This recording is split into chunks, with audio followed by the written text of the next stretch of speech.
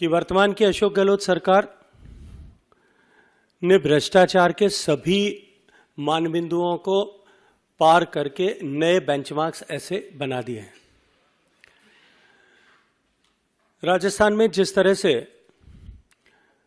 राजस्थान के लाखों युवाओं के भविष्य को अंधकारमय बनाते हुए सीरीज ऑफ पेपर लीक हुआ, 1 से लेकर के 19 बार तक लगातार राजस्थान में जिस तरह से पेपर लीक हुए, उसके कारण से राजस्थान के 70 लाख युवा जो विभिन्न प्रतियोगी परीक्षाओं में सम्मिलित हुए थे, उनका भविष्य न केवल अंधकारमय हुआ, अपितु सरकार द्वारा प्रतियोगी परीक्षाओं के माध्यम से भर्ती की व्यवस्था पर से भी प्रदेश के लोगों का, प्रदेश के युवाओं का और प्रदेश के ऐसे एस्पिरेंट युवाओं के परिवारजनों का विश्वास समाप्त हो गया।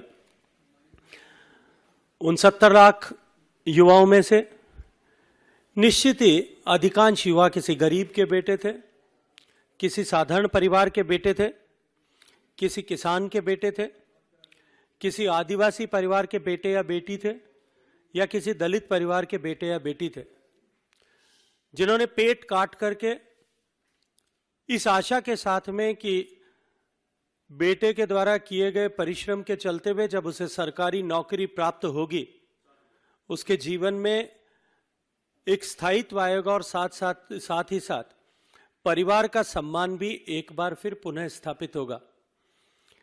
इस आशा के साथ में उन्होंने कठोर परिश्रम करके अपने बच्चों को जिस तरह से पढ़ाया, युवाओं ने भी एक बेहतर भविष्य की अपेक्षा में जिस तरह से रात रात भर जाग करके परिश्रम किया, लेकिन अंततः उसका परिणाम पेपर लीक के माध्यम से उजागर हुआ।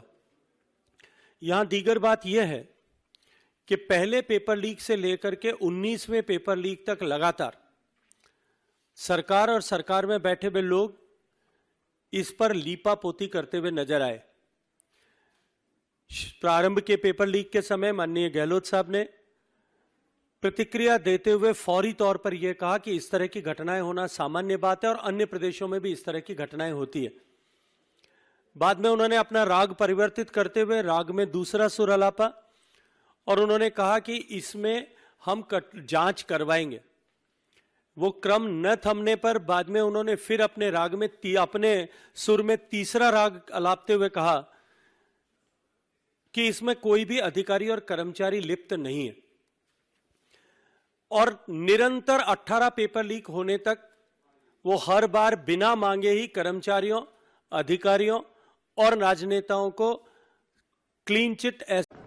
ईडी का रेड इसलिए पड़ा है, जो राजस्थान पब्लिक सर्विस कमीशन में जो घोटाला हुआ था, 19 बार पेपर लीक हुआ था, उसमें कितने युवा थे, उस युवा में इन्होंने ये भी बताया है ओबीसी एससी एसटी के ऊपर बीजेपी अन्याय कर रहा है।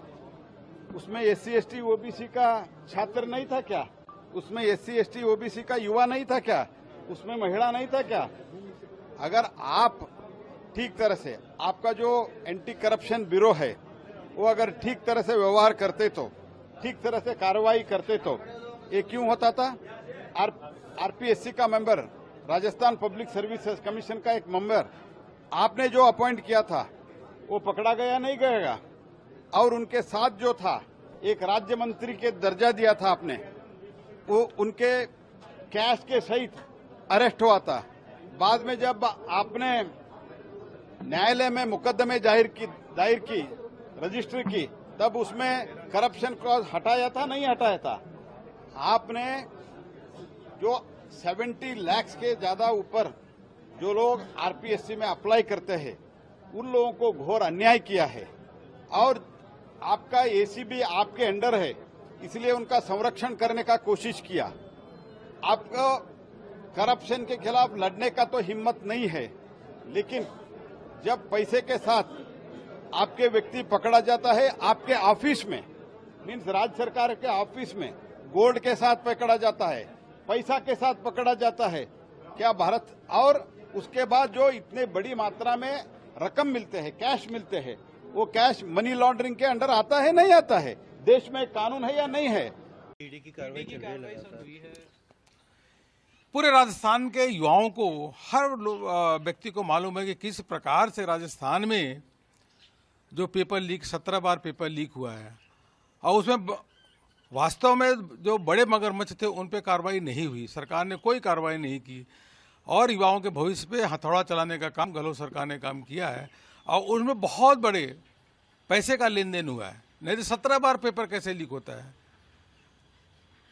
और यह जो कार्रवाई हो रही है, अपने जो भी इनपुट होगा उसके आधार पे सब स्वतंत्र एजेंसीज हैं अपना कार्रवाई कर रही हैं।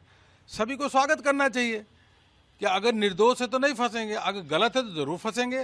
राजस्थान की जनता जानती है कि पेपर लीक में बहुत बड़े पैमाने पे घोटाला हुआ है और उसमें सरकार के बड़े बड़े लोग, मंत्री से लेकर बड़े बड़े लोग उसमें इन्वॉल्व थे। सर ट्वीट भी भ्रष्टाचार की डोर किसके हाथ में है? अशोक गहलोत जी, सबकी सारी सुइयां आपके ऊपर आकर टिकती है। इन सारे भ्रष्टाचार के बादशाह आप हो और आप ही के सरपरस्ती में राजस्थान भ्रष्टाचार की आग में जल रहा है। और आज अगर उन लाखों युवाओं को न्याय देने के लिए ईडी कार्रवाई कर रही है तो आपके पेट में दर्द हो रहा है।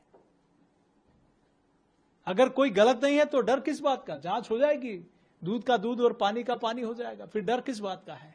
क्योंकि चोर की दाढ़ी में तिनका है। आपको डर लग रहा है कि अब हमारा सच